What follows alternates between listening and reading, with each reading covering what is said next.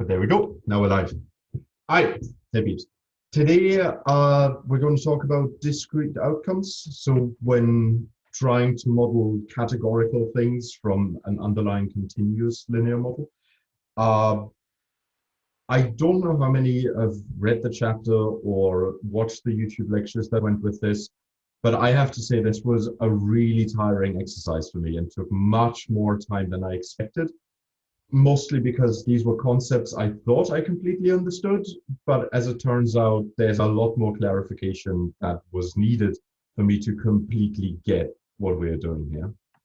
So without further ado, to get started, this is a quote directly from the lecture material on YouTube, where McElraith pointed out that discrete regular behavior in nature is not the product of discrete regular systems, but that of continuous interacting systems. And I think that lays a really nice rationale for why we can model discrete outcomes with continuous linear models underlying these effects.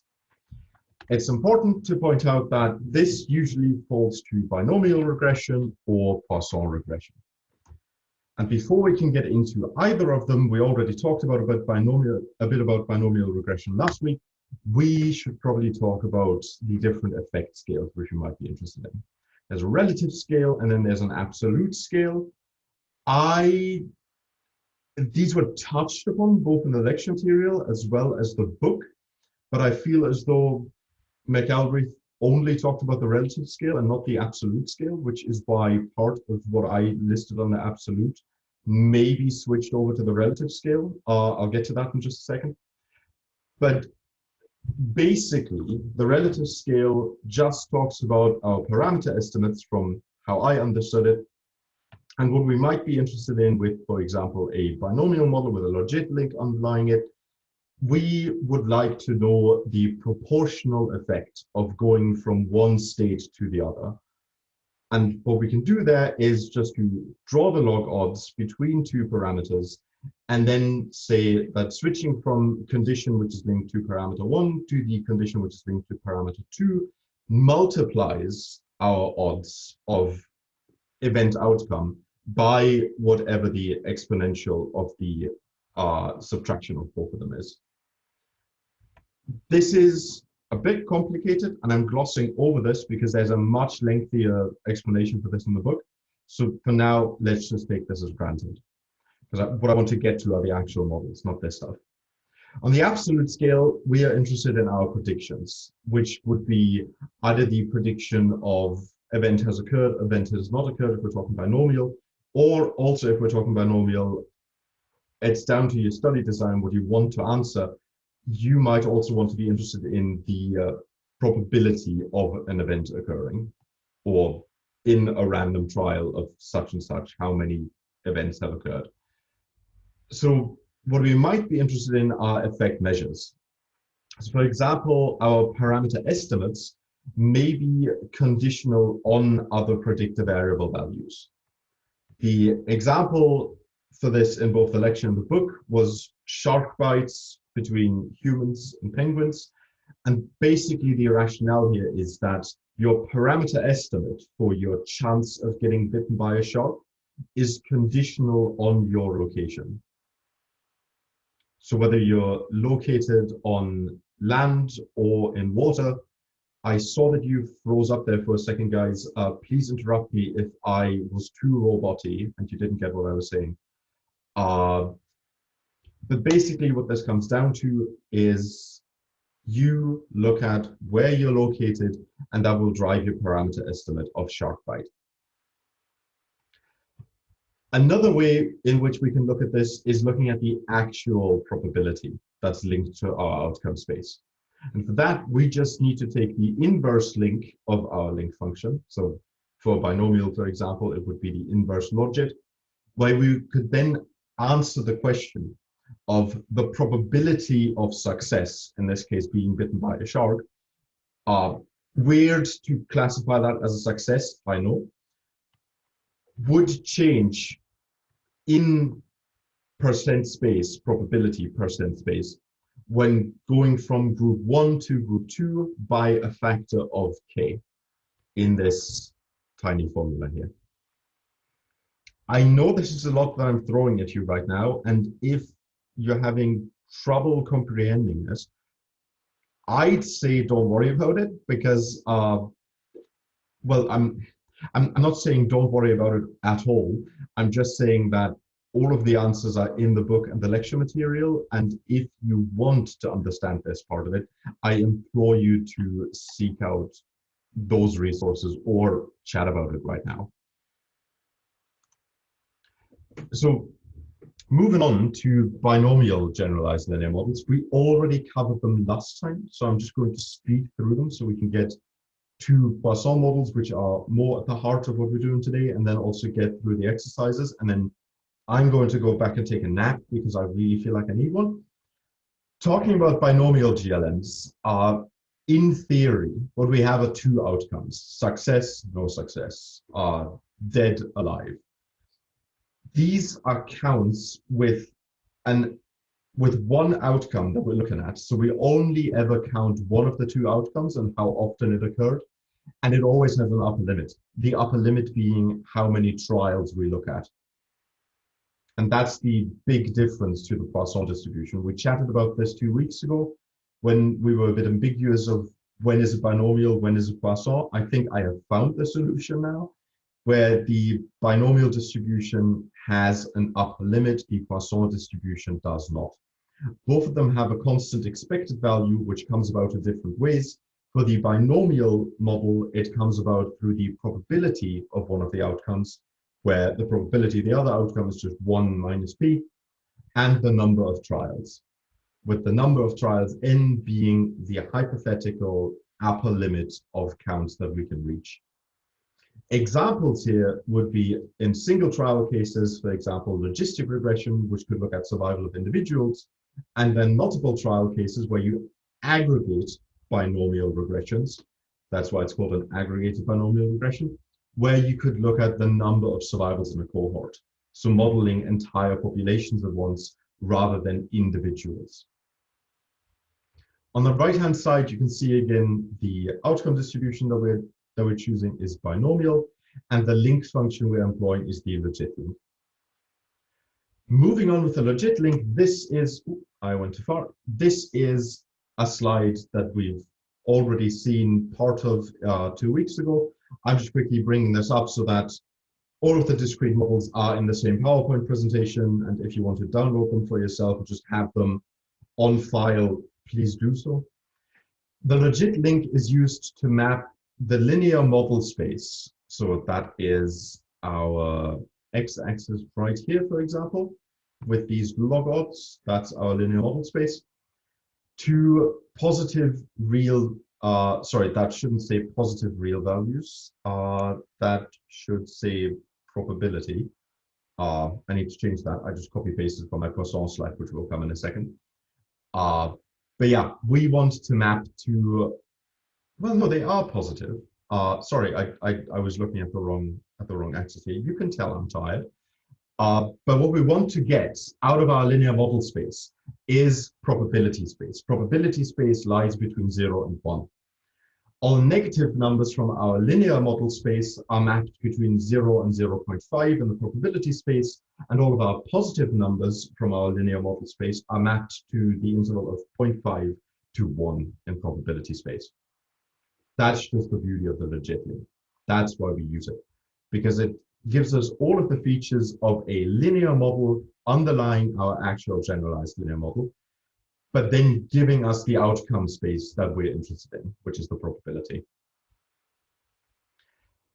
Of course, it's important what to do with priors.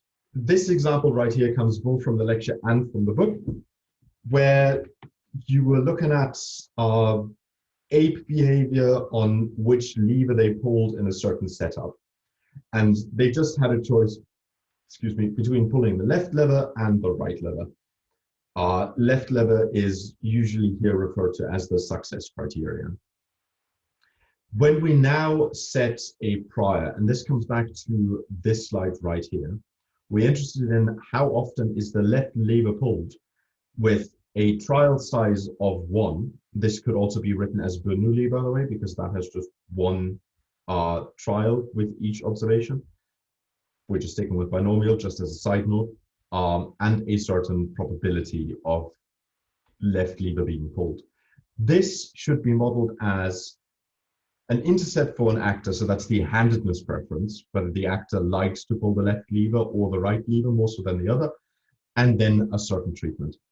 Now we're interested in identifying a certain prior for either alpha and or beta, and we'd like to run some prior predictive checks to make sure that our simulated priors make sense. So when we look at the intercept prior, a super flat prior, which we would like to set probably, it could be a normal distribution of 0 to 10. So there is no preference between the different levers, but there's a big deviation between them. So there's a big standard deviation around this intercept. Now, the way the logit link takes this kind of information, we get this bimodal peaked outcome, which just tells us that our model with this uninformative a prior assumes that we will end up with monkeys which either always pull the left lever or never pull the left lever. And I should have done this the other way around, because this is never pulled the left lever and this is always pulled the left lever. Now, if we use a more regularizing prior with a smaller standard deviation around the mean of 0, we can see how this kind of distribution makes a lot more sense. It may not be completely accurate to what we know about monkeys, because we know that most of them have a right-handedness preference.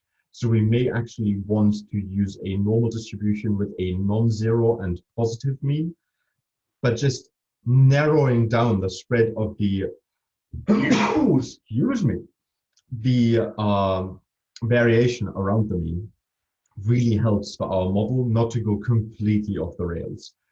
And this may be counterintuitive, but it's just down to how the link function interprets our underlying priors. The same is true for our beta parameter. Not going to go into this. I think I made the point clear that prior predictive checks are still important and regularizing priors still help our models.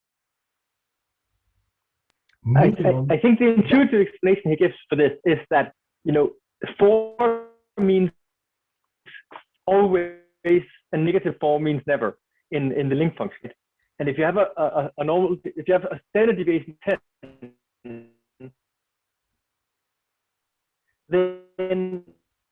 then very often you'll have. Sorry, you cut out there at the last second for me. Very often you'll have. No, well, I'm just going to say from the beginning. So since negative 4 is never and positive 4 is always, and you have now you have a normal distribution, it's a standard deviation of 10. So you expect them to be way out here, right? Very often. Them will be outside of always or forever. So when you squish them in the link with the link function, you will get all density on always and forever, because the standard deviation is larger than exactly this one. This comes down to this graph on the right-hand side here. Yeah. Good callback. Thank you very much. All right, moving on to Poisson GLMs.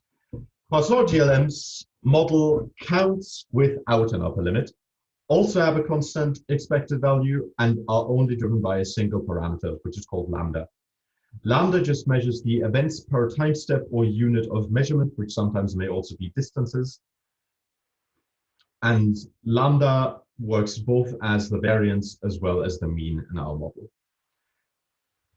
Again, just pointing it out, I can see that we're having a very choppy connection today. That is definitely because of me. So if you're experiencing any choppiness, I'm terribly sorry about it. I really don't know what to do.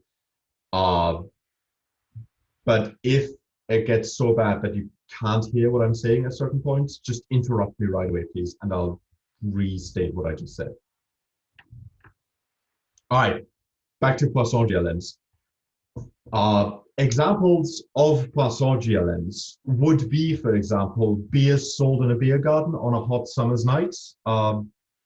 thinking to when things open up again, but also participants of this very study group who will have solved the exercise when we actually meet. So what I try to show with these two examples is that the expected values can vary wildly. If you think about the theory behind this, again, we have an outcome distribution, which in this case is simply just Poisson distributed. And the next few slides show a couple of examples of a tool counting model, which isn't about misbehaved people in society, absolute tools. It's about tools on islands in Oceania. So what we want to model on the next few slides is, with a Poisson distribution, the count of models that are found in oceanic societies back when, given their contact IDs, so whether they have high contact or low contact with other societies, and then this as an intercept as well as a parameter, with the parameter looking at population size. So the theory behind this is that the more contact you have, the more tools you have, the more population you have, the more people you have who may just stumble on some innovation and come up with a new tool. For a Poisson distribution, we use a log link instead of a logit link. Our log link forces our outcome to be strictly positive, much as the logit link, however, it isn't bound between 0 and 1.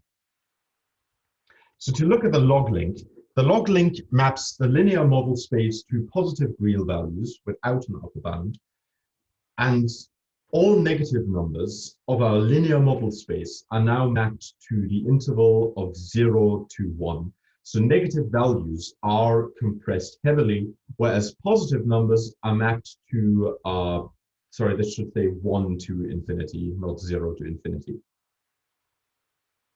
So you can see that on the right-hand side, where this break line between linear model space 0 corresponds to outcome space of 1. Again, there are a few key things with the priors here. So again, all I want to say is priors need to be simulated, priors need to be assessed for what they tell the model a priori. So in this case, again, we just put a very large prior on 0 to 10 here with our intercept for the different islands that we're looking at. And if we now just run a random normal distribution, then do the inverse link of log, which is just exp. So this is how to transform our linear model space, which is that our norm of 0 to 10, with, in this case, 10,000 observations, into our actual outcome space, which is the counts we're interested in. If we just do the inverse link, we get an unfathomably big mean count of tools which are to be expected. This is enough tools to cover multiple of the islands in Oceania completely, and then there's no place for any humans anymore. The reason for this is how these values are mapped, because the link function here, the log link function, puts a lot of weight right near 0, but then trails off almost to infinity, which puts the mean so utterly high if we choose such a weak, uninformative prior. And you can see that this peak just comes from the heavy compression of negative numbers that we mentioned earlier. So this comes down to this link right here. Now, if we choose a more informative and more sensible prior of expecting some number of tools, which is definitely greater than 0 and also has a much, much smaller standard deviation, you can see how this kind of prior makes a lot more sense, where a mean number of tools around 20 may be a bit too conservative and small, but is definitely a lot more informative than one in the millions range. So our model will have an easier time of shifting this prior given the actual data. In summary to this slide, not only are priors in need of checking. And not only are regularized priors useful for our model fitting, priors are also meant to inform the model and not fit the data. So one thing you may have thought about doing here, and as a matter of fact, I did, and then as though he read my mind through the YouTube lecture, McElrath brought it up, I thought, well, why not just take the mean count of tools across all of our data that we have and build the prior so that it slots right onto it. And that's because we want to see how the model learns from the data. We want to have an informative prior, yes, but we do not want to have the answer to our model as an input to the model itself. So identifying priors from the data is usually a bad idea. Not always, but usually. This is more about our intuition than it is about data mining. Another thing to bring up with Poisson models is the exposure. Poisson measures are counts per unit of time, distance, or any other unit of measurement. And I see people are frozen again, so I'll just hold here for a second. Unless people disagree, I think your outcome connection is great and your income connection is terrible, because like there's been. Oh, well, that's fantastic then. I'll just talk to a brick wall then whenever you freeze up. Fantastic. Coolio. Thanks for that feedback. All right. So seriously, thank you so much. Talking of Poisson exposures, with the Poisson exposures, what we're interested in is the measure of counts per each time step or per each line transect when we actually go out into the field. At least I've been told people do line transects. I have almost never been to the field. That being said, what if we get data from different sources that look at the same event that is being counted in different study setups, but at different time units or distances? A one-to-one comparison here won't work. So what we would like to do is for our Poisson models to account for the underlying difference in the period of time that we're doing the recording. What we can do for that is simply just add a variable to our data set and subsequently also to our model with a parameter that is, sorry, no, actually not with a parameter, just with a log distribution, to account for the length or size of our time step or our distance unit. Because what it comes down to when doing our Poisson model with the log length, we're really just looking at the expected count divided by the exposure. Exposure in this instance being the measurement unit. And this then just gets expressed as our linear model. So we can reformulate that just to look at the expected count and make it independent of the exposure by simply just moving the exposure to the right-hand side of the term and now including that in our model. So for our different study setups, we now need to create a variable, if it's not existent already, which tells us what our measurement unit was. So for example, when comparing count data from monthly timescales to count data from weekly timescales, we could express the weekly timescales as a measurement unit of 1, because it's 1 week, and the monthly timescales as a measurement unit of 4, because it's 4 weeks aggregated. Of course, you could also express both of them as factors of days, where the first ones, the weekly data, would be a measurement unit of 7, and the monthly data would range from 28 to 31, depending on which month you're looking at. Now, another thing that was brought up, and I didn't want to not have in here myself, even though I had a bit of an issue with some of the wording here, is so far we've mostly just talked about, here's our data set, here are all of our variables, let's chug as many of them as possible into our model. However, oftentimes when we do our science, we go in and we want to ask certain pre-formed questions. And these questions may form how we want to build our models from the ground up, because we do have some underlying information and or intuition about the systems we're trying to model.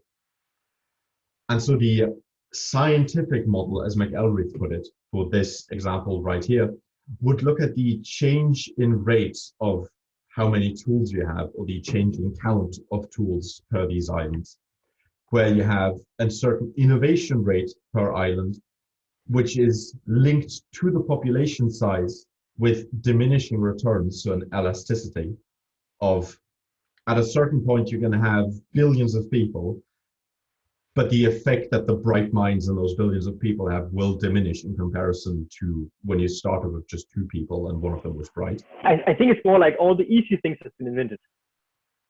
That too. But also you have a loss rate of some tools just don't get used anymore.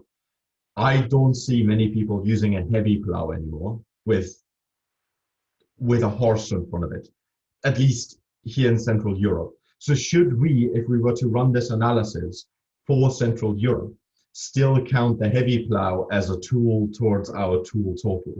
I'd argue we shouldn't, because no one's using it anymore. And this is how the scientific model may deviate from the statistical model.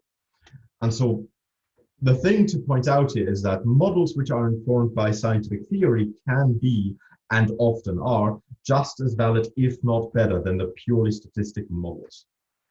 Now, what McElrath said in his book was that once we move from statistic models to scientific models, or once we move from the right-hand side model to the left-hand side model, we are actually finally doing science. And just on a personal semantics level, I disagree with that wholeheartedly, because I think that statistics is just as much science as coming up with this formulation right here in the center.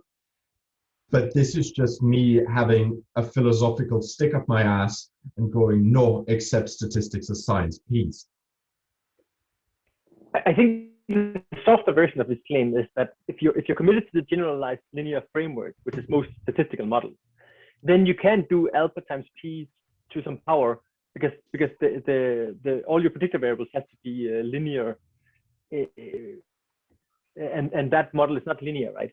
So there's a subset of the world that is cut off by making a statistical model instead of a scientific model for convenience or for computational reasons. And obviously, like, the world is not as nice as your models, and that's where the discrepancy. Yeah, but that being said, no model you'll ever build will accurately represent the real world completely. So to me, it read a bit, without wanting to say McElrath embodies it, but it read a bit like the snobbishness that some, especially biologists, have every now and then, when they come up with certain models and then say, oh, but a statistician could have never done that. And that's coming from someone who's not a statistician themselves. I just think that it often gets hand-waved away. Statistics often just gets treated as a recipe, whereas it's just as valid as science as biology is. Like obviously, but I think the general form is that a scientific model in his framework, the first principle is like, how do you think these things interact? And in a statistical model, it's like, how can we make these things as independent so we can actually, because like alpha and beta are like horrendously correlated in that statistical model. So it's very hard. Like, you'll get like some very, very broad marginalized posteriors of those parameters, right? So you sacrifice the thing you actually believe to be true and find an approximation that you can actually make better inference on. But I think he uses this language to make you aware that it's sacrificed, just like the golem and like epicycles and all words he's using to make us aware of the dangers of it. Fair enough. I don't disagree with anything you're saying. The point I'm arguing is simply just that I was upset by someone insinuating that statistics is not science. That's all I meant to say. Anything else you said, spot on. I'm right there with you. Eric, I think statistics in theory, it should be a science, but then there is this phenomenon that maybe you encountered, that if you ask the same question to 3 statisticians, you may get 3 completely different answers of what you should do, which line you should run. So it's, I mean, it's a young science, maybe we can say, like psychology, for example. So maybe we can forgive that, you know, a little bit. Yeah. I want to not... okay. I think science without statistics is even worse, right?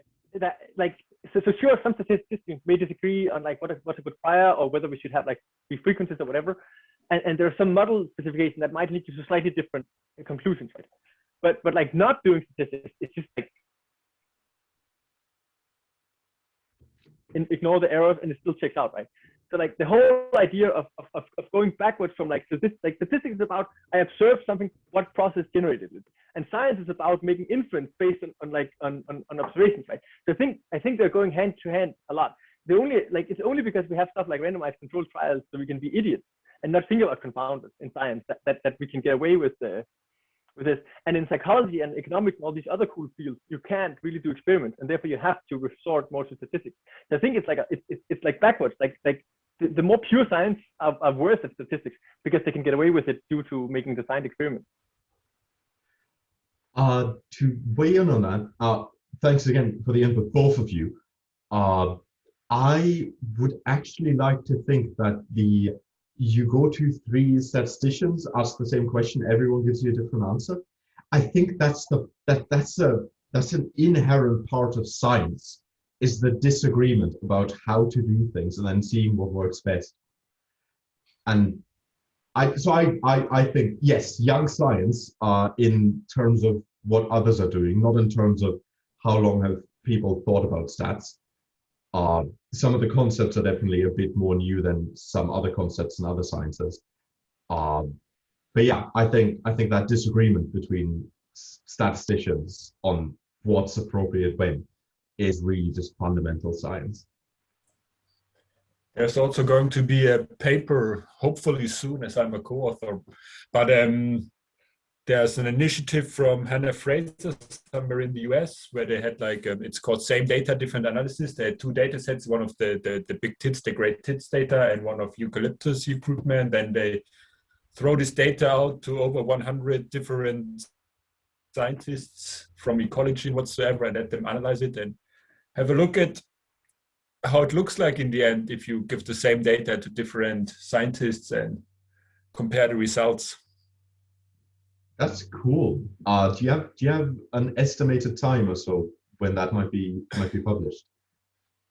They need to review all the analysis of these over 100 R scripts, so it's going to be massive. It's going to be another year. So yeah. Yeah, unfortunately. Yes. Cool. I'll definitely keep an eye out for that. There's a really good 30-year-old paper called Statistics, Frequencies, and Bayesian Frequencies and Sciences. And crap, I lost my trail of thought.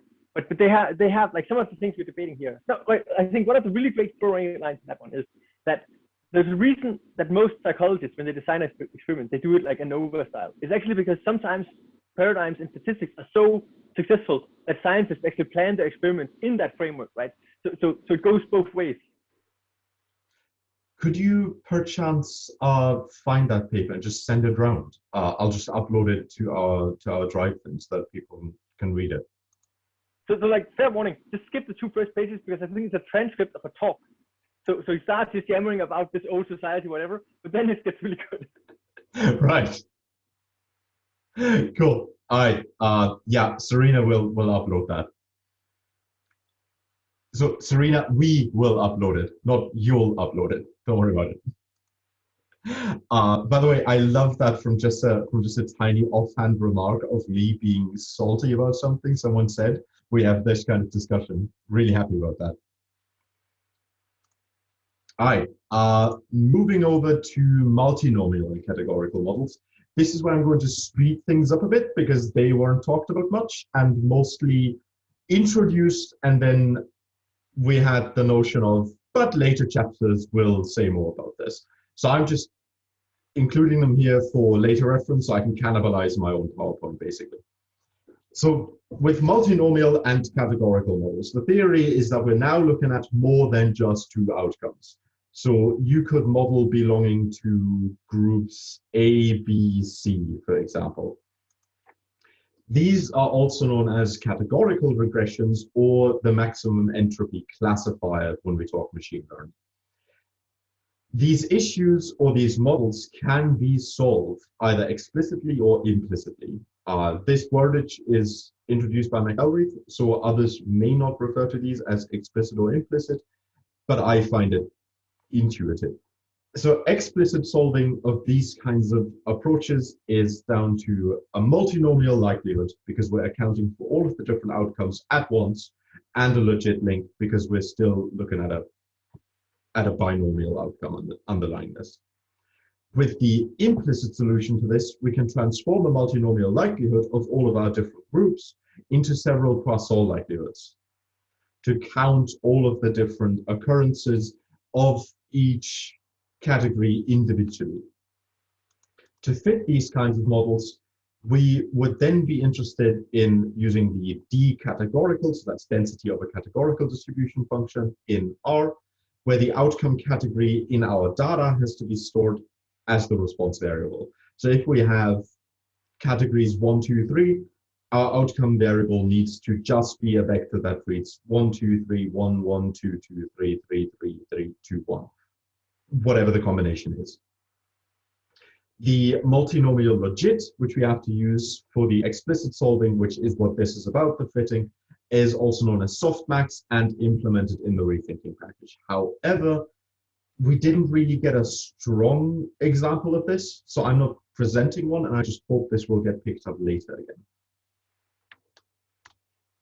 Now, moving on to a survival analysis and the second to last slide. The survival analysis in theory, first of all, is probably a lot more familiar to most everyone here than the multinomial regression. In theory, the counts that we model here are about rates. So we can model, instead of the counts of how many individuals survived a certain event, we can model the time to an event. So in this case, for example, we model the time to death.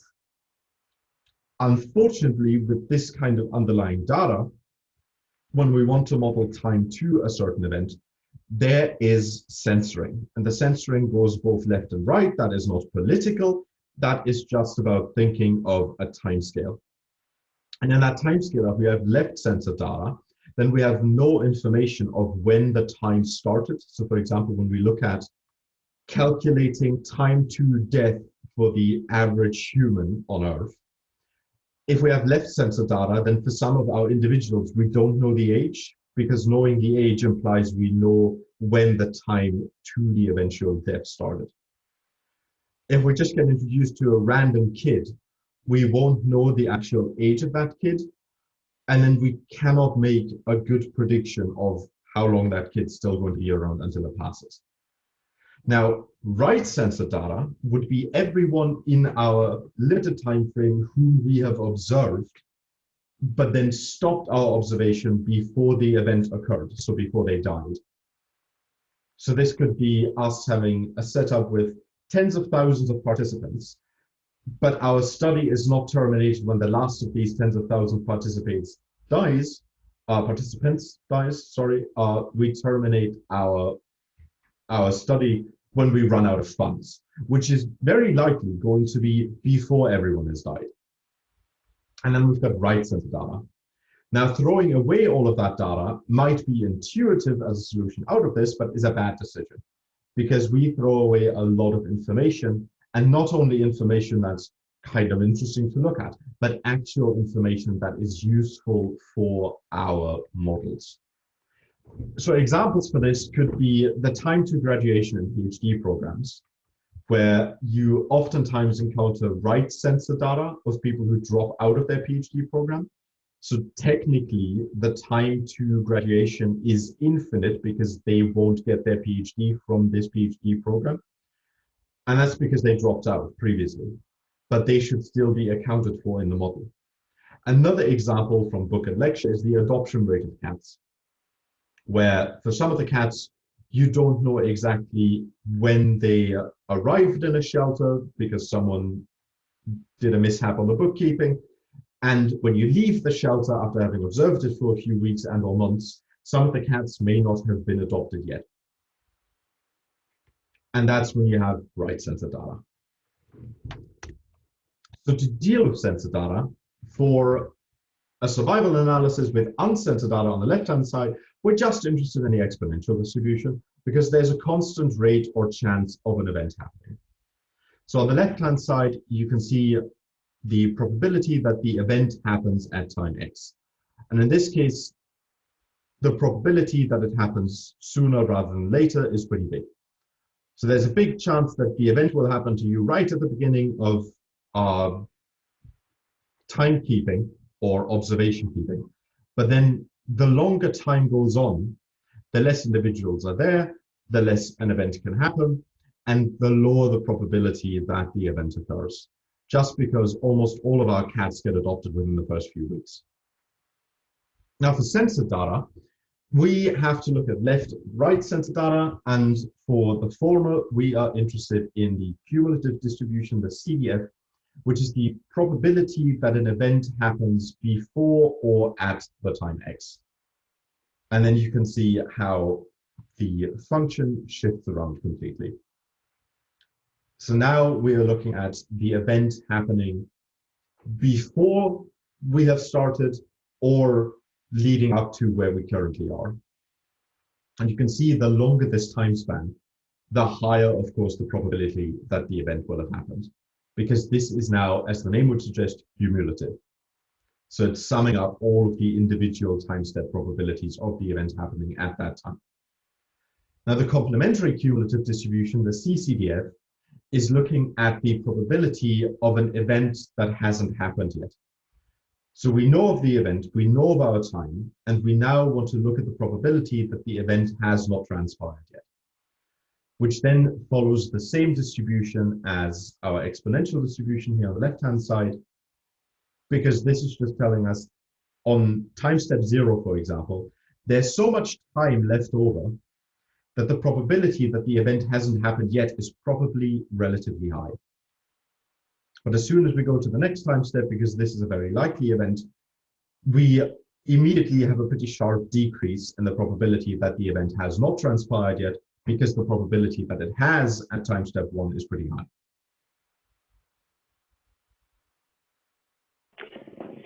Two things. The first thing is Yeah. this CDF is often called the survival function. That's what it's called in Python, because it's the number of people who have survived. And the second thing is like a notational thing that I really like. So you have PR in the 2 to the right, because it's a probability, it's actually a number, right? And then you have P, which we've seen a lot of time, as you have in the left, which is a distribution.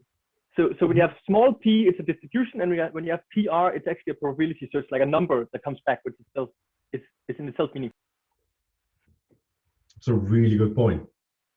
Thank you.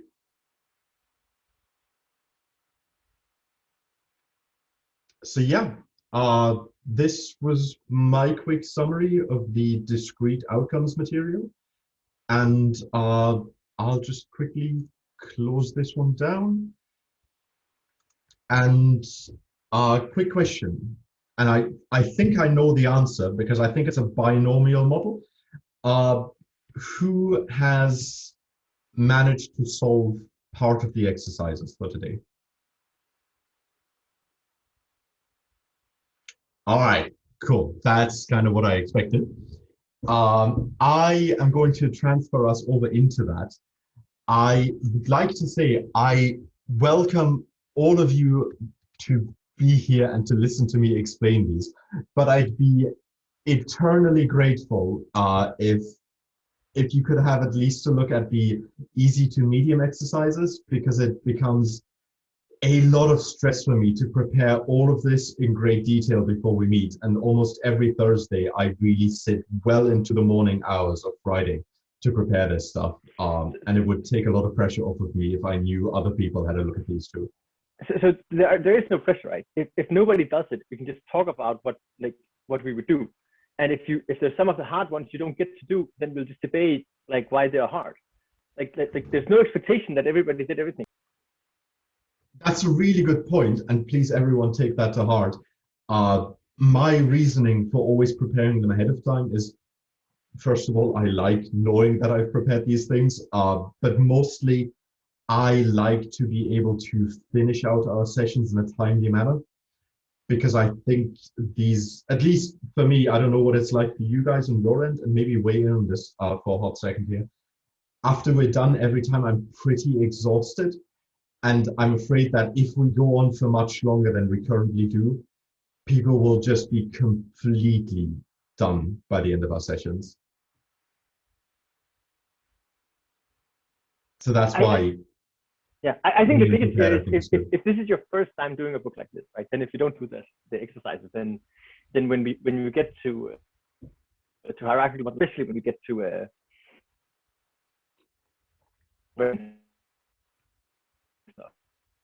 then it's game over, because those are really hard to reason about. Yeah. So I week, but then the time gets squeezed out, so it's a little bit of a challenge. Yeah, so I always wish I had done at least the easy ones or the medium ones. There's always next week. I just wanted to ask you, before we move to the exercises, the sensor data. No, I just wanted to ask you, the sensor data example is not in the book, right? The survival analysis. It is. Oh, it is. It is. So when I sent around the information email, there was a link to a mega drive where I've got all of the material, and in the PDF I uploaded there, I am pretty darn certain that the sensor data example is in there. Let me quickly double check that for you. And here we go. So this is at the beginning of the chapter. That's still the tool example. Censoring and survival. It's very briefly touched on in the book. So these different diagrams that I showed, I pulled from the lecture slides on YouTube instead of from the book. I see. Right. I see. Yeah, all right. and Yeah, thank you. That's actually a good point about the book there. I don't know who managed to read this chapter. I will not, I do not want to guilt trip you into anything here, because I had a hard time with this chapter, what with it being 50 pages long. And when reading it, I could tell that this was formally fused with another chapter in an earlier version of the book, because some of it seemed to be glossed over in a sense where I had a hard time following.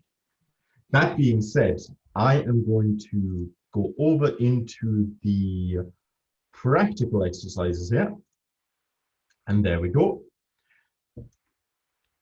All right. So with these exercises, again, I start with an R environment, yada, yada. We'll get to that in a second. And starting off with the easy exercises, the question we were asked was just, if an event has a probability of 0.35, what are the log odds of this event? So the probability of the event is 0.35. The probability of the event not happening is 1 minus 0.35. Log odds is simply just odds of event happening versus event not happening. Log around that, you're done. So I just plug that into R, and there are our log odds. Easy so far. Practice E2. If an event has log odds of 3.2, what is the probability of this event? So this is basically just reverse engineering what we've just done. And while we could just take apart this function up here, what we can also do is just call the inverse logit on this, because that's the inverse of the link function. And what we get is, with log odds of 3.2, our probability of event transpiring is roughly 96%. often the inverse logistic function is called the explit function because you do e to the x instead of doing log to the. So in many numerical. That one works too here. Sorry to cut you off there. But yeah, I tried both of them, and both exp and inverse logit give you the exact same result in this setting. With practice E3, suppose that a coefficient in a logistic regression has the value 1.7. What does this imply about the proportional change in odds of the outcome? So here we just do the exponential of our parameter estimate. Keep in mind, this is different than the log odds we were looking at just up here, where we could have also just taken the exponential. This time we're looking at a parameter estimate.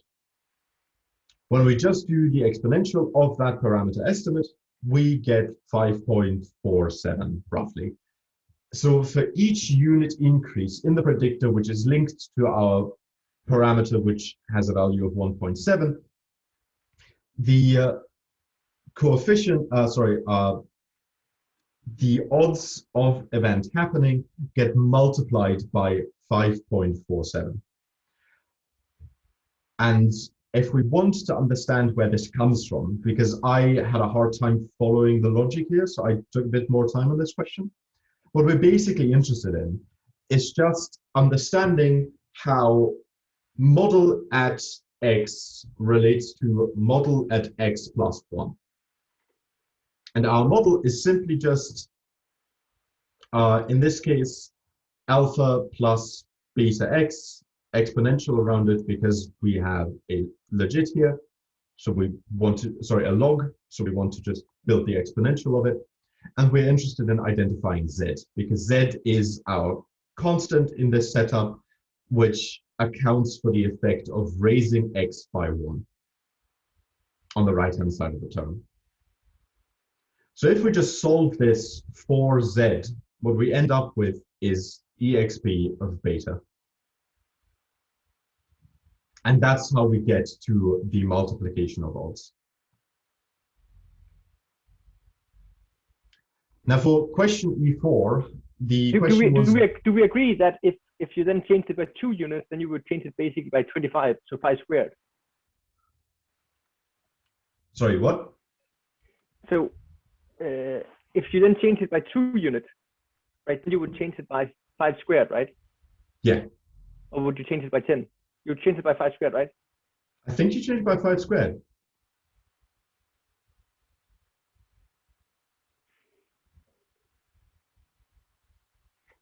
Sorry, I have to have a look at the formula here.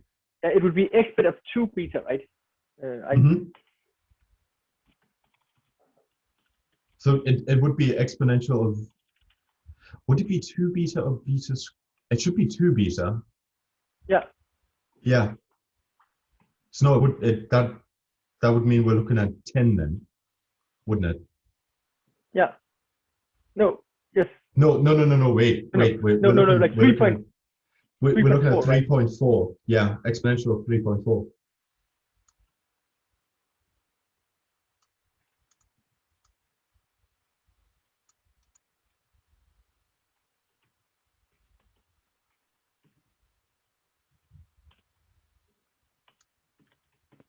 Yes, it is, because it gives 5.4 and then 30.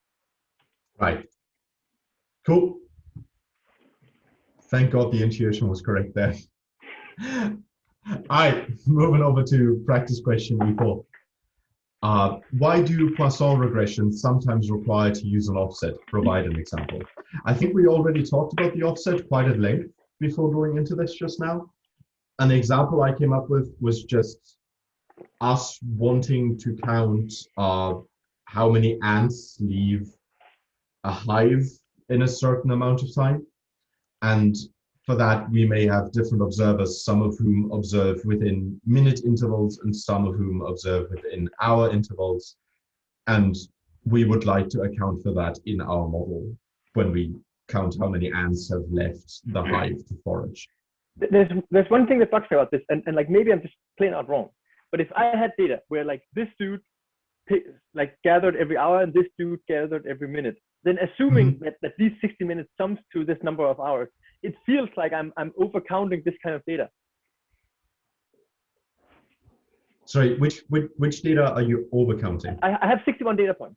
I have one for a guy who measured something over an hour, and then I have 60 for people who measured it every minute. And basically, it's like if you just summed all this, it will give the same as this. So summing this to an hour, then these two are equal. And it feels like that like when you have 60 of these and one of these, that you're not treating them equally.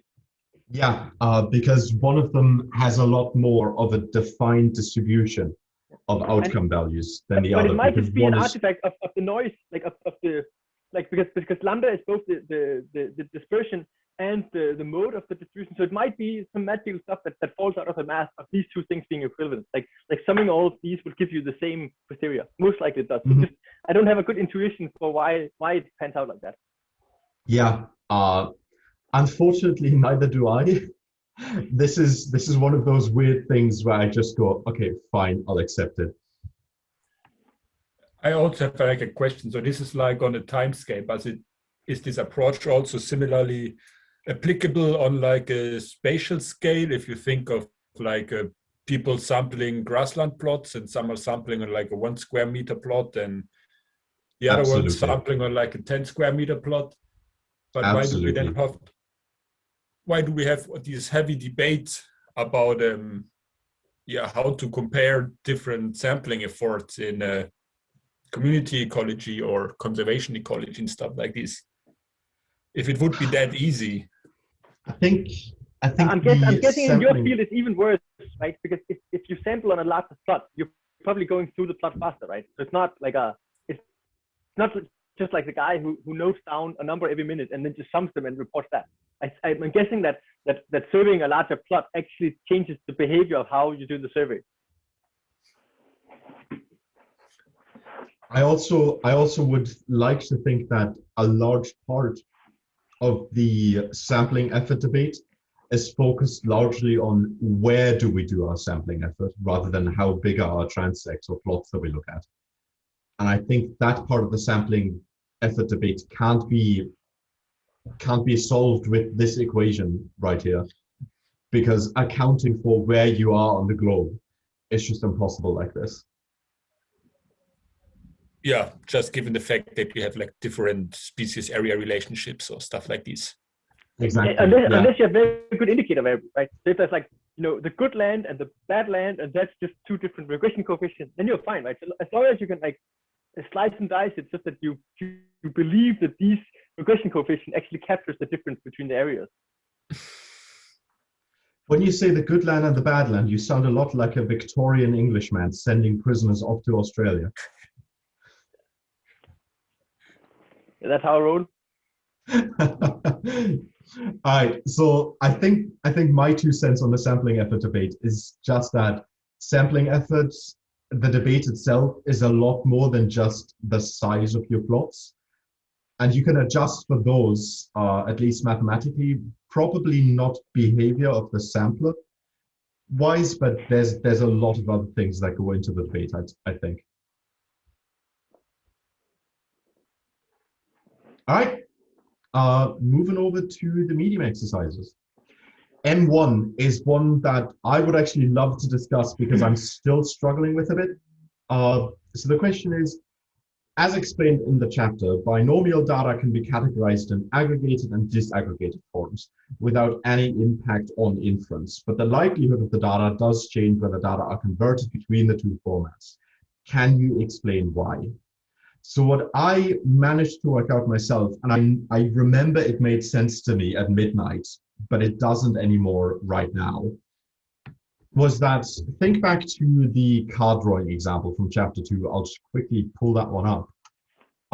So think back to this example right here, and then the few more complex examples later on, where we first draw one card, look at the face, draw the next card, look at that face, and so on. So what we're interested in now is, in this hypothetical, we want to draw 2 black face cards and 1 white face card. And we want to look at that aggregated and disaggregated. So for the aggregated calculation of our likelihood of the data, we would look at 3 being the number of draws we're doing. So this could also just be written as n, times p, which is the probability of drawing a blackface card, and then 1 minus p, so times the probability of the event not happening. This is just a binomial distribution. And this is the aggregated way of handling this.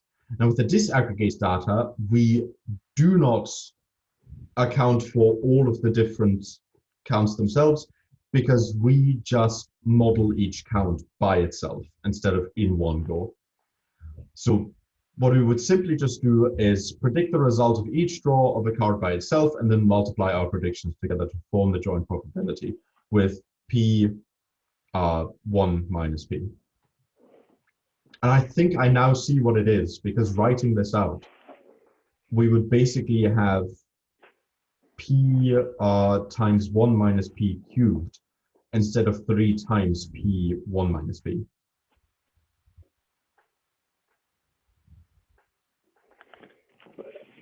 Although I still don't fully get it here. I will try to throw in my 2 cents. So like but I'm not going to stick to this example. So but in general, if you just take the Bernoulli and the Bernoulli, exactly, those 2 distributions, right? Then it's obvious that if you take if I flip the coin 10 times and I have some prior, then the posterior is basically that posterior is obviously the same as if I just do naive base with my Bernoulli updates, it's going to be the same posterior. So that's why that's the intuitive reason why aggregated and disaggregated are the same thing.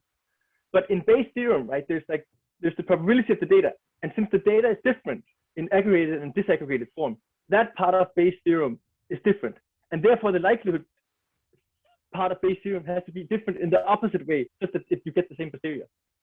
And that's basically because with the likelihood of multiple tries, we have so many more ways of getting it. Yes, so if you let's flip the coin twice, because then we can do the math fairly easy, right? Then in n choose k land, half of the options are the ones where the sum of those trials, the aggregated number, is 1, right? So that's captured in that's basically the difference between the product of a lot of Bernoulli likelihoods and binomial likelihood. That's actually this n choose k thing, right? And that n choose k thing that's also the probability of the data, and the probability of the data in naive Bayesian update Bernoulli then doesn't have this stuff. So there's no n choose k in the likelihood term, and there's no n choose k in the probability of the data in the denominator. But when I do the aggregated version, then I have the probability of the data has this n choose k, but the likelihood also has it. So it just cancels out. So it's part of it's part of the data part. As a Bayesian, we don't care about the probability of generating the data. We only care about the regression code, the parameters we're doing inference about, right? And therefore, it's just an artifact of us using functions that were inspired by frequency statistics, whether this data part lands up in the likelihood function or whether it lands in the data part of Bayes' theorem. But if you have a proper posterior, it'll cancel out. Yeah. No, that was a really nice explanation. Thank you very much. Hell yeah.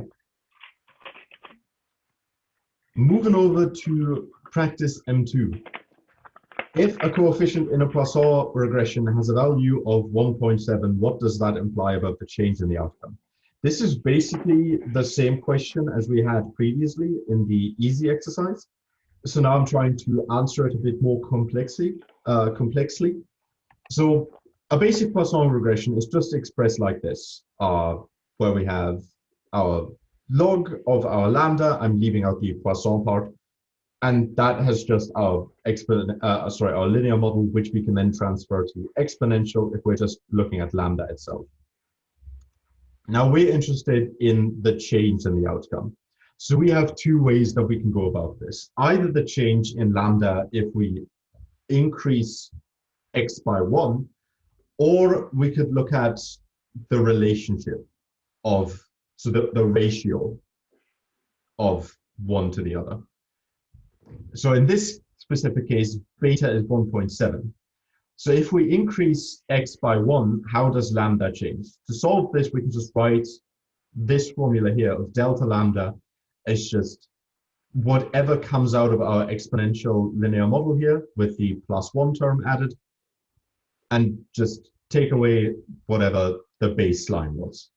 Now, unfortunately, if we solve this just a few steps in, we get to this point where it's becoming terribly difficult to take these apart. So coming out to an actual value of 4 beta 1.7, lambda changes by this exact much is very difficult, because as you can see, the change depends on the base rate, so on the base lambda that we start with. So unfortunately, this is about as far as we can take it, but we can look at the ratio of lambda at base level to lambda at x + 1. And so for that, we can just simply write like this, solve it, which comes out to exponential of beta, which we were talking about earlier as well, which then just tells us that we multiply our outcome, which we talked about earlier, which resulted in 5.47. So I think we answered this previously already. Yeah, well, the previous one were with a logic link function, and this one is with a lambda, right? So it's actually a different link function, but the answer is the same. Yeah. Because like I have a great intuition for the other one, and I'm very surprised that this one turned out to be the same. Yeah, Poisson's just a bit weird. I'll say I'm much better at understanding binomial. Practice M3. Explain why the legit link is appropriate for binomial generalized linear model. There's a lot of fluff in here, but basically it comes down to what we discussed during the PowerPoint, where I just said that the linear model space, so real values, get mapped onto a space between 0 and 1, because that's our outcome which we're interested in. Hence why legit is appropriate for binomial models. Question M4 is about the log link for plus. Yeah, sorry. Another way of going would just be say it's arbitrary whether we use probabilities or odds to actually express our uncertainty in phenomena. But obviously odds sucks, because they're not like half of the odds are between 0 and 1, and the other half is between 1 and infinity, right? So you have to log the odds for them to be like equal in both directions, right? So log odds is a valid way of rounding your probability view, or just probabilities. And since these are just arbitrary ways of measuring the same thing, then a function that transfers between them is very easy to defend. Yeah, and you could potentially choose any other function here, as long as you've got a good rationale of why you prefer it for interpretability. Yeah. I think in the Doctor of Science, which is like the Bayesian Bible, which I haven't read, but I know people have read it, which is like, I'm cool by association. There, he derives basically a lot of these things of probability in a Bayesian framework in the earlier part of the books. And one of them is actually like when he does these integrals and stuff, he gets to the point where it's arbitrary whether probability is something that is between 1 and infinity, or whether it's between 0 and 1. There's like two solutions to one of these equations. And then just for convenience, he picks the one where probabilities are between 0 and 1. But there exists another version of the world where probabilities are something between 1 and infinity, and all the math are still consistent. Yeah. Practice M4 is along the same lines of why is log appropriate for the Poisson generalized linear model? And again, the answer just boils down to because we like the outcome to be bound between 0 and 1, because it makes sense to us, because that's how we count.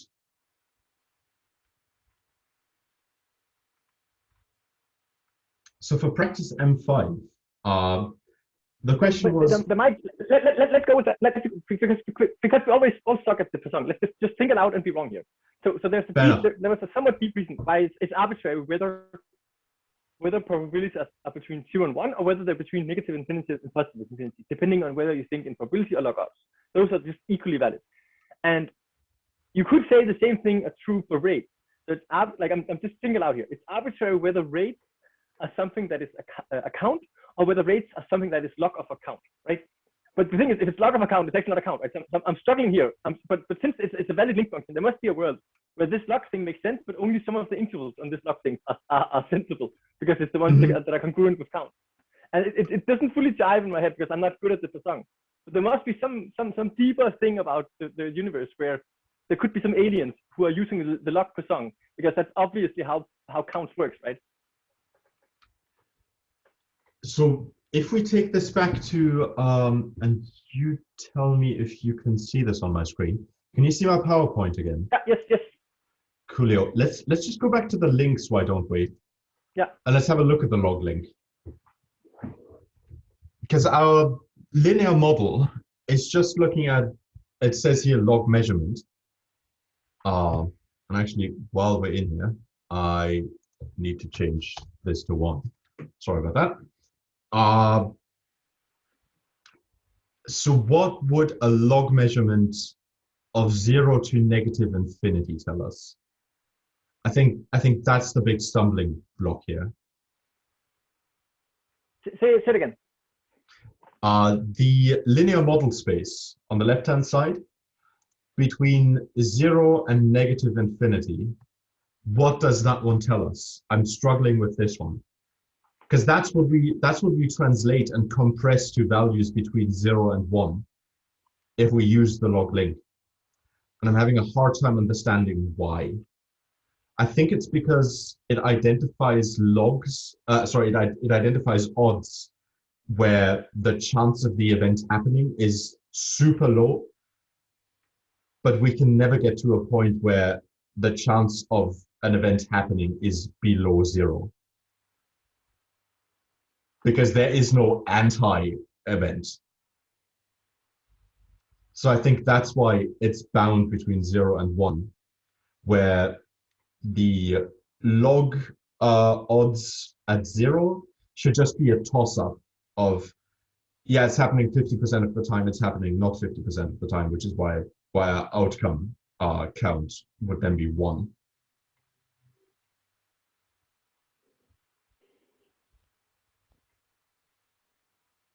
See what I mean? I wish I could say something smart. I'm stuck at this one. You guys are already welcome to chip in.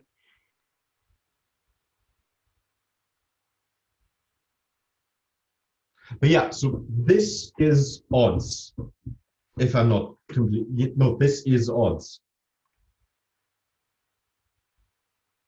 So all right, I'm pulling up R. Fuck it. All right. So let's just look at.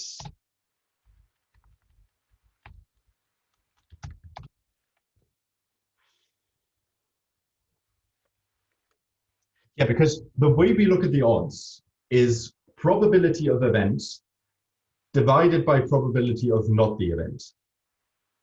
So anything that's negative is an event that is rarer than 50% of the time. Yeah. Now, the way we want to get to our counts, we never want to have negative values because negative counts just don't exist. Hence why it needs to be bound at 0. Now, doing an exponential of even just super, super negative, strongly negative values always comes out to 0 or slightly above 0. Yeah. But that's because like something to a negative power is the same as 1 divided by that thing to a not negative power, right? So it's just divided by a large number. Yeah. Yeah, so to get to a log odds of 0, how do we get to log odds of 0? Not log odds, right? Because log odds of 0 is just 50-50. Yeah. Yeah, or right? Like if you put in 50-50, and then that becomes 0 in the log odds link function. Mm-hmm. But this is not log odds, this is log link function, right? So yeah, you're right. You're right.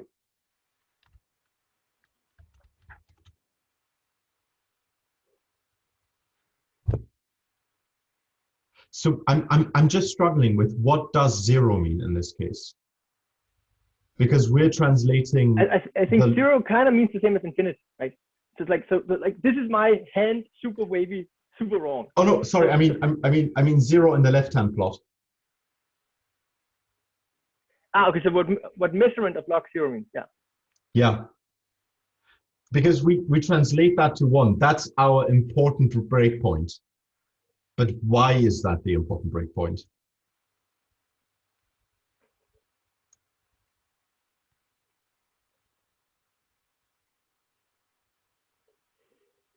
I think like if you go back with odds, like not log odds, but with odds, that's the important breakpoint, right? Because like half of the odds are confined to between 0 and 1, and the other half of the odds are confined to between 1 and infinity. And the moment you log that, then you get the one we can actually reason about. And since this one seems to be for some reason this one seems to be confined to the same thing prior to log. I know I'm messing it up. I think you and I both get stuck on trying to think of this as a binomial model when it's not. Yes, that is exactly what goes wrong, at least for me, and most likely also for you then. No, same here, absolutely. That's why I got stuck on the odds. Anyone else has an input here? Do you other guys not have the problem that we're facing right now?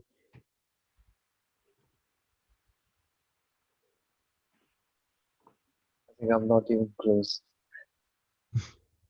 Yes. Well, I hope we don't sound too much like conspiracy theorists then. How about Jan, if that's fine for you, for the sake of time and keeping everyone invested, how about we continue with the exercise, and afterwards you and I just stay on and go full on mad about this? Yeah, that sounds great. Hell yeah, let's do that. All right, cool. Sorry, everyone, we're back on track. We are continuing with the exercises. I like that we can get this invested about just this. I really do appreciate this. All right, going on to practice M5. Yes, M5. What would it imply to use a legit link for the mean of a Poisson generalized linear model, which is basically what we just talked about with the log odds? Can you think of a real research problem for which that would make sense? So using a legit link basically implies that the mean of our Poisson distribution of our counts lies between 0 and 1, because that's what the legit link does. It bounds stuff between 0 and 1, which would then imply that our event happens no more often than once per time interval. And this might be the case for either super rare events or super cyclical events, where we sync up our measurements time period with the cyclicity of our event that we're interested in. So for example, the El Nino event, which comes around every 4 years or so, if we just put a 4-year time window on it, starting when the first El Nino hits, we'll probably only ever observe one El Nino event per time step.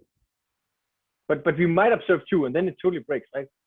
We might, but we won't. Not in this world. Not in my hypothetical world. Right. But yes, I take your point. But like in general, if we just normalize by the maximum rate, then we would get something that is to my mind suddenly a Bernoulli, but it would actually be a Poisson because we normalize the rate. Yeah. And then I agree with you. Then it makes sense somewhat to use the statistic link, even though like I often see like the 50-50 thing as being like a pseudo prior, and we are like way off that if we are. But yeah. But yeah, I think most of the time people would probably default to a binomial or Bernoulli here, rather than a Poisson model. But that might also just be informed by me not feeling confident in my use of Poisson models. Yeah.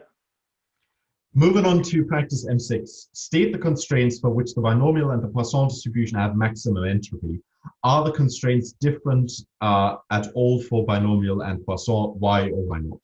So for binomial and Poisson, both of them, these distributions have maximum entropy when the following constraints or assumptions are met. We have a discrete binary outcome. Event has happened, event hasn't happened. And there's a constant probability of the event occurring across all trials. And that's the same as our expected constant value for the Poisson distribution. So both distributions have the same constraints, because Poisson is simply just another version of binomial. And that's why we've got the same constraints here.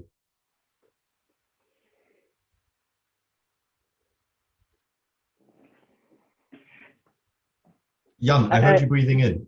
Yeah, no, I agree. It's I'm just like it's like, so I think I should just go home and Google the Poisson distribution, because I'm apparently too bad at it too. Because I agree that they have the same places where they're maximum entropy, because they're obviously different distributions, and it's something about the long running frequency of a coin is actually Poisson. There's some magical place where they are like friends that I don't fully get.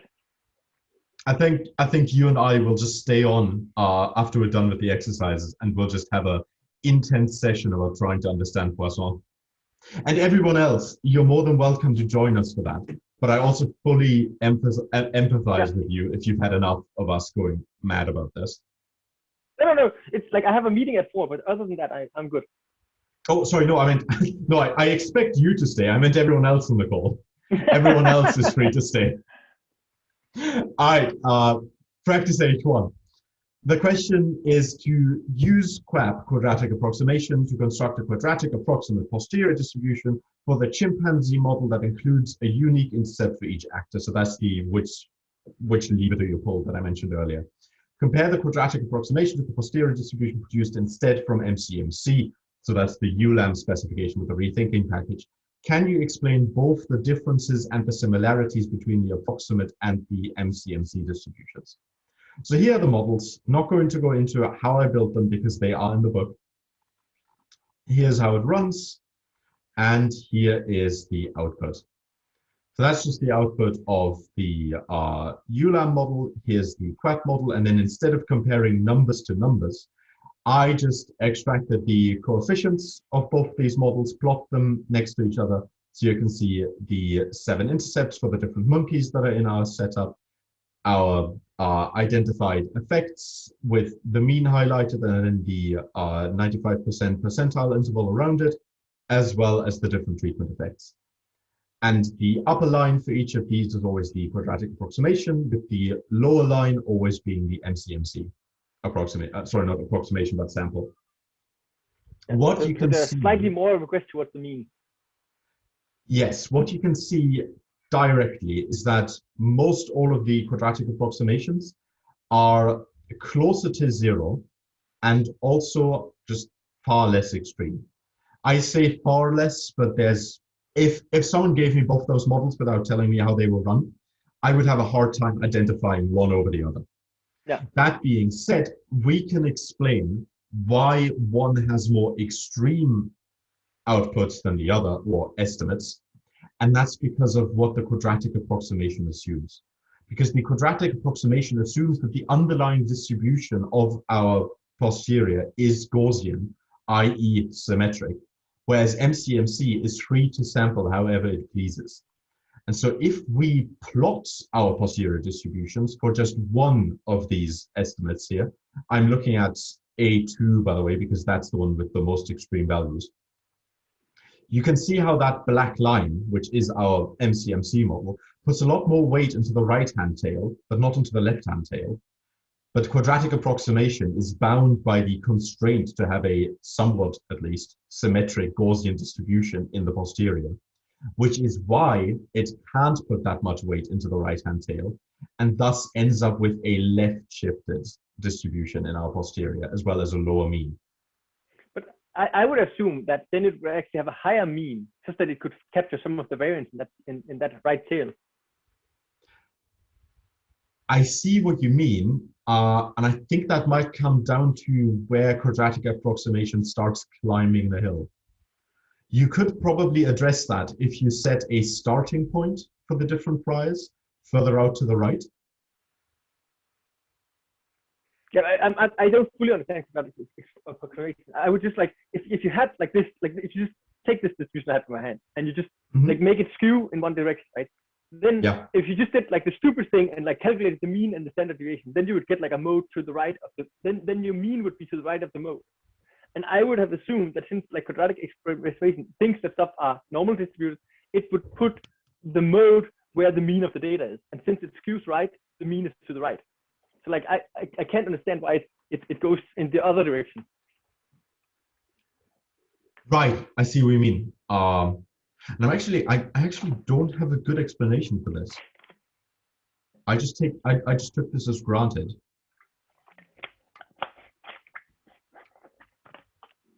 I don't have a good explanation. I'm just saying I'm confused. That's all I'm saying. Mm-hmm.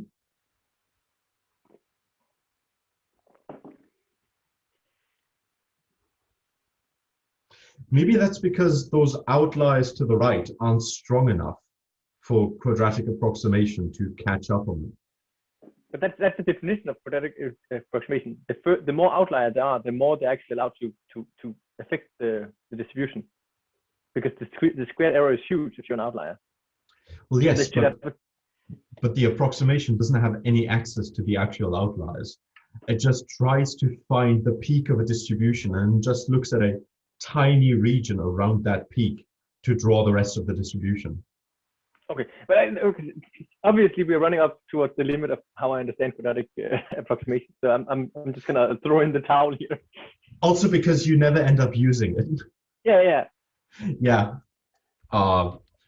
So from having seen this, I would probably have a really hard time justifying which model to carry on forward.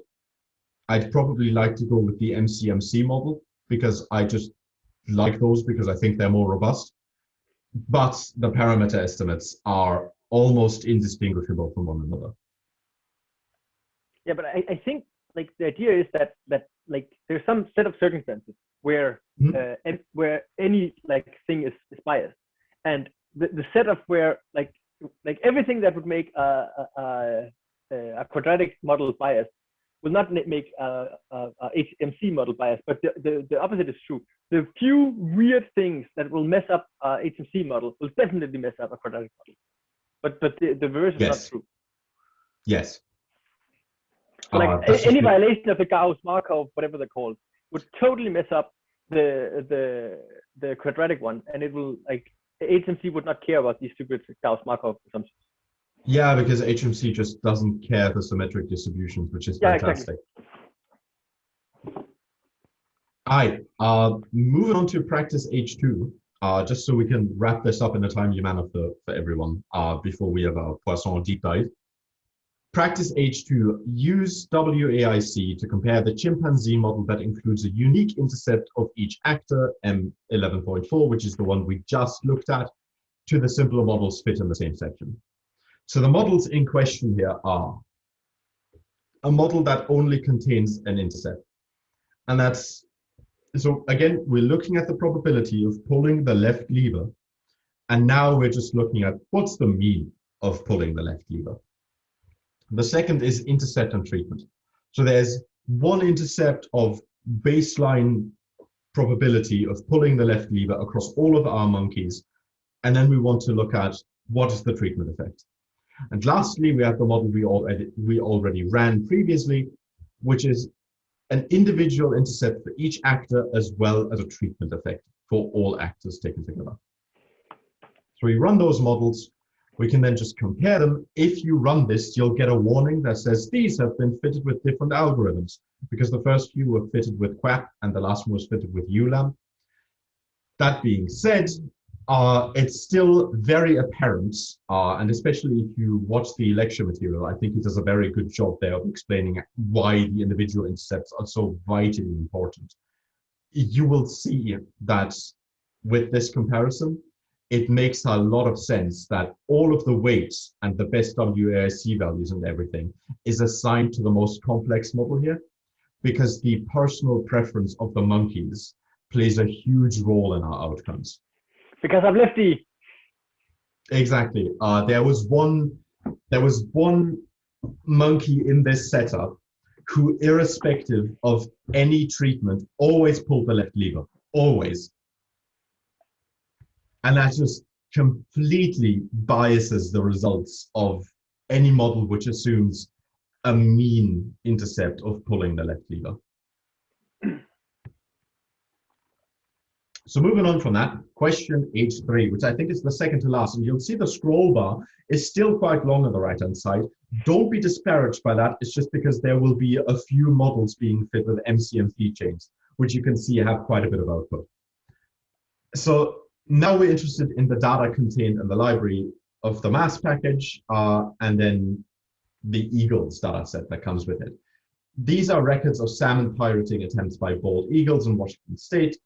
while one eagle feeds, sometimes another will swoop in and try to steal the salmon from it. Call the feeding eagle the victim and the thief the pirate. Use the available data to build a binomial GLM of successful pirating attempts. So we load the library, we load the data. This is the binomial model that was given to us by the question. So I did not think about this whatsoever. We can now just look at this for just one quick second, where we just look at yi is just success or no success of pirating attempt, which is binomial distributed with a trial size of ni, I just being the individual we're currently looking at, because we're keeping track of how often has an individual tried something, how often did it succeed, and then the probability of that individual succeeding in all of its tries, which comes out to the number of successes for just that individual. We then look at the log odds, defined as an intercept of that individual, or an overall intercept, not of that individual, which then gets adjusted with a parameter for, and P is indicating whether the pirate had a large body size or a small one, V indicating whether the victim was large or small body size, large or small size, and A indicating whether the pirate was an adult or a non-adult bald eagle. That's the entire model we want to run. We already have been given our priors, so I'm not going to play around with them. And the big question that this is leading up to is just asking, fit the model above to the eagle's data using both QAP and ULAM. Is the quadratic approximation okay? So first we built some dummy variables as we were tasked to do up here, where if an individual has a large body size, then we say that this is a value of 1. If it hasn't, it's a value of 0. If the victim has a large body size, that's a value of 1. If it doesn't, it's a 0. And for our last dummy variable, if our pirate is an adult, then it has a value of 1. If it doesn't, it's 0.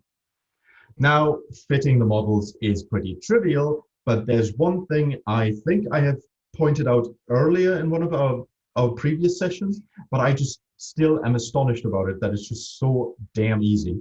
Because you can write your entire model specification in this A-list object, and then you can just put it into the QAP algorithm or the ULAM function and just catch on the data and then chains and what have you. And I just love that you can fit the same model with different functions like this without having to re-specify it.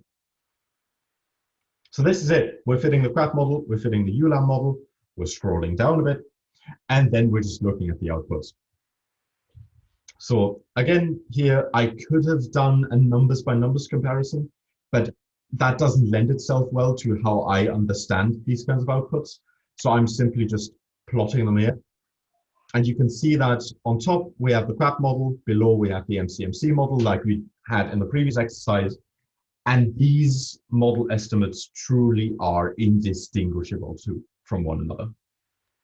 So I'd argue that the quadratic approximation model did just as good a job here as the MCMC reliant model. That being said, I'm going to continue with the MCMC model just because no reason I like it. That's all it is. So part B is all about interpreting the estimates. If the quadratic approximation turned out okay, then it's okay to use those estimates. Otherwise, stick to the ULAM estimates. I stick with the ULAM estimates just because I feel like it. No other reason. Then we are asked to plot the posterior predictions and compute and display both the predicted probability of success as well as the predicted success count, as well as the intervals that go with it. And then we're asked what different information does each type of posterior prediction provide. So let's take this step by step. What does each individual parameter tell us? Each individual parameter goes off of a baseline. So what I'd be interested in is first to extract the samples from my ULAM model. I then only look at the intercept, which is the base rate. So where every dummy variable is at 0.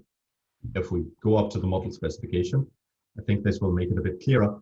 Because we have coded these dummy variables at 1 and 0. with an interaction of a small-sized pirate, P1 will be 0, a small-sized victim, VI will be 0, and a non-adult pirate, AI will be 0. All of these parameters drop out and we are left with alpha. So alpha tells us the odds of, the log odds of having success with our piracy attempt if we are a bald eagle that's small, not an adult, and we're not predating on a large body sized individual. And that's our baseline. So first, we would like to get started with that baseline. So we extract the samples. We then just do log or logistic on our alpha estimate, and then just simply do a mean on all of these samples that we've drawn. So the result tells us 0.57, yada, yada. So we expect that out of all of our interactions with small, non-adult combinations, we have about 57% of successful piracy attempts. Now that we've got the baseline, we can simply just combine this baseline information with that of our different parameter estimates. So for example, BP, which is the estimate of how much do you benefit from being a large-bodied non-adult when predating a small-sized victim. Sorry, not predating, pirating a small-sized victim in comparison to previously. And what we can see here is that if we do the same thing of just combining these logistic mean around it, in about 87% of cases of large pirates, non-adult pirate against a small victim, you'll win as the pirate, which is a lot higher than those 57% you had earlier. So having a large body size helps you tremendously. This is also quite easy to see here, where if you as the pirate have a large body size, your piracy attempts will do pretty damn well. If the victim has a large body size, things are pretty tough for you as the pirate. And if you're an adult pirate, all things held constant at 0, you'll do better than if you're non-adult. You may have the experience of how to do proper predation, or sorry, I keep saying predation, I mean piracy. But there may also be other factors at play here. Does that make sense? Bernd, I see you going a bit glazed eye there.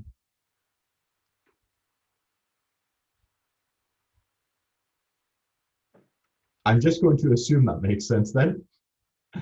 So we could repeat this for all of our different parameters. But quite frankly, I don't feel like doing that, and I didn't feel like coding that up yesterday, i.e. this morning. So we can just refer to this graph here.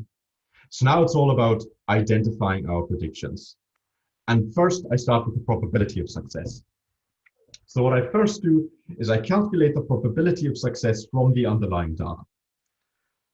With that, I simply just look at the successes, which are stored as Y, divided by the attempts per each individual. This is my probability of success in the raw data.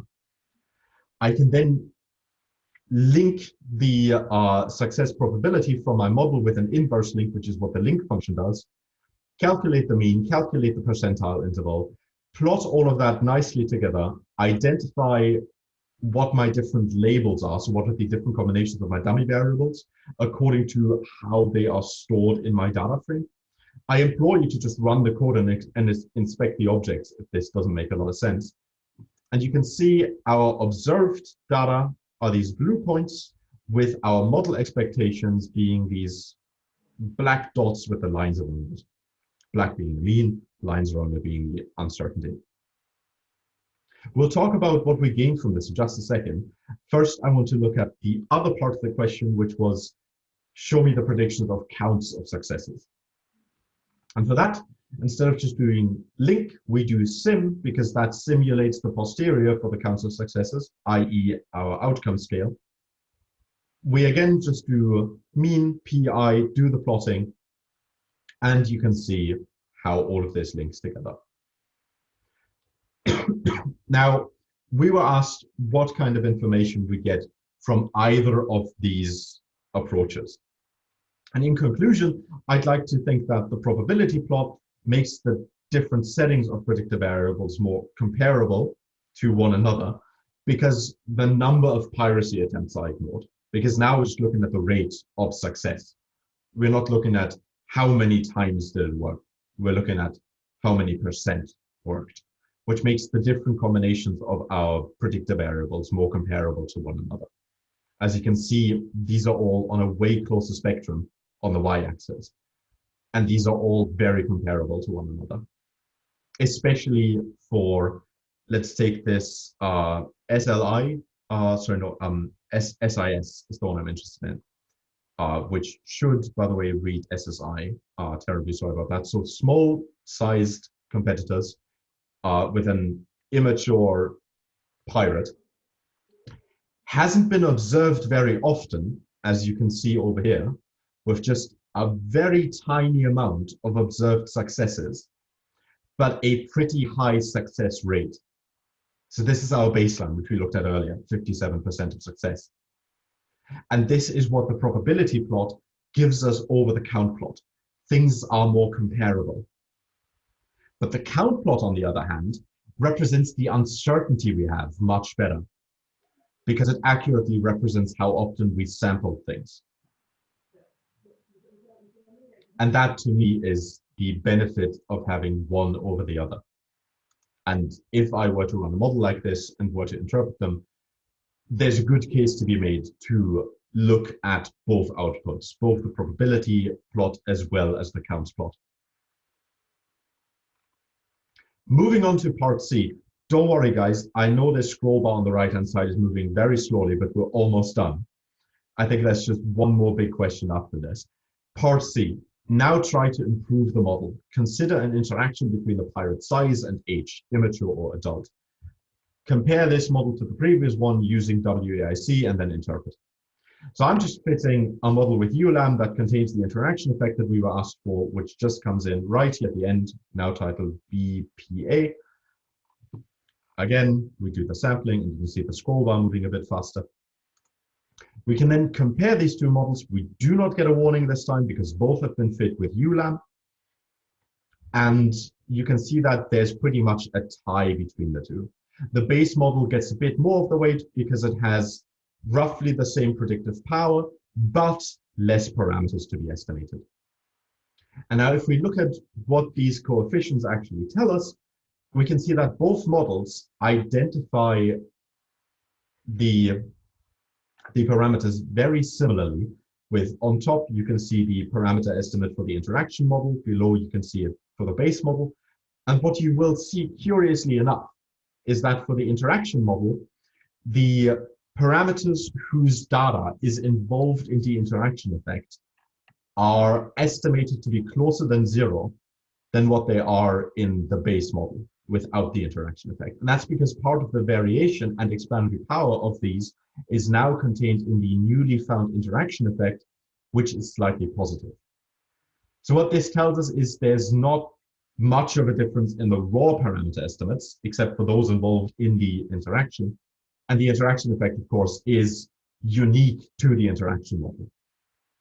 For the interaction model, the log odds of successful piracy is just weakly bigger when the pirating individual is large and an adult. That is a bit counterintuitive to me. I would have expected a much larger effect here. However, it's worth pointing out that this is a highly sparse data set, so there may just not have been enough combinations observed of what we're interested in to get to making a strong case for the interaction effect here. And that's where I stand on this. So yeah, that's my output of this. And I am ready to go into practice H4, which is, and I promise, the last question that we have to tackle. And there are quite a few ULAM models in here, so we're about done. So the data contained in data salamanders are counts of salamanders from 47 different 49 square meter plots in Northern California. The column salaman is the count in each plot, and the columns PCT cover and forest age are percent of ground cover and age of trees in the plot respectively. We will model Salaman as a Poisson variable. First question is to model the relationship between density and percent cover using a log link, same as the example in the book and lecture. Use weakly informative priors of your choosing, check the quadratic approximation again by comparing crab to ULAM, then plot the expected counts and their 89% interval against percent cover. In which ways does the model do a good job? In which ways does it do a bad job? So first, we load the data. Then I standardize the different variables just because they are on very different scales. And I just want to set priors for both of them in one go. That's why I standardize them. No other reason, because percent cover, of course, is bound between 0 and 1, but forest age isn't bound between 0 and 1. It's bound between 0 and I think the highest value was 400 and something. So that's why I standardize here. Now I specify the Poisson model, which is simply just Poisson lambda log, that's the link we have to choose with Poisson, of lambda with an intercept, and then the effect of this is color in this case. Model the relationship between density and percent cover. Yes. Sorry, for a second, I thought the model was too simplistic and I doubted myself, but thankfully this is correct. You can see I went with pretty uninformative priors here. So we do our prior simulation, and what we do for that is simply just this plot right here, where of course we have to do the exponential of our underlying function. So linear model, that is, with the priors that we feed to this linear model to actually be able to get our plots in outcome space. And while I do not know about the correct number of salamanders, which we'd like to look at, because I just don't know the first thing about reptiles. I think salamanders are reptiles. Thank you. Yeah, I wouldn't know the first thing about them. As you can tell, I know they are four-legged, and that's where it stops. So when we look at this prior simulation here, we can see there are quite the explosive trends contained herein, which shoot up way quicker than I'm comfortable with, and would probably, so again, this down here is standardized, and we know that all of the cover should lie between -2 and +2. But some of these explosive trends would probably end on 100 salamanders or so in one of our 49 square meter plots at the upper end and lower end of our cover, of our ground cover spectrum. And I think that's a bit too intense. I lied. They're amphibians. They're actually not. They're not reptiles. I just googled it. So we were Thank you very much. I'm glad I wasn't the only one there. All right. So while these are not terrible, I think we can do better. So I make the priors a bit more conservative there. And this, to me, looks a lot better. We still have somewhat explosive trends, but they're not quite as strong anymore. And I expect the data to overpower my priors anyways. But I want to get started from something that's at least somewhat sensible. So I'm happy with these new priors. Moving on. But you didn't standardize your outcome space. Like so like what's the average number of salamanders? Because I guess that's what your priors should cover. Like if it's large plots, then it should be a large number. If it's sorry, all of those plots are standardized. All of those plots are 49 square meters. Yeah, but like there's some average number of salamanders in that plot, right? Yes, and that's what I tried to cover earlier in my summary presentation. I'm trying to do intuitive priors rather than data fitting priors. Yeah. That's why I'm not looking at the data at all. I'm just trying to find something that makes sense. Okay, so I agree. But like if you were about you would have an idea from previous experiments. If there's like 1,000, yes. Like because like salamanders, if they're like this large, then there could be like 1,000 in a plot. And if they're like this large, then there cannot be 1,000, right? Like absolutely. Since we don't need to know anything about salamanders, our priors suck. Right? Yes, so this comes back to the philosophical debate we had earlier about scientific models versus statistical models. If we had prior information here to go off of that is not pertaining to our data set of how many salamanders to expect, we would certainly want to perturb our prior from a normal distribution centered on 0 to something that's higher. Okay, let's update the model specification and then just run it. And then we're good with it. So as you can see, I stuck with a relative uninformative prior on alpha, but I did make my prior on the beta parameters. So the relationship between percent cover and salamander numbers a bit more regularized to account for these explosive trends. So we're running the model, then we're doing the QAP model. Cool. And now I'm just comparing the outcomes again.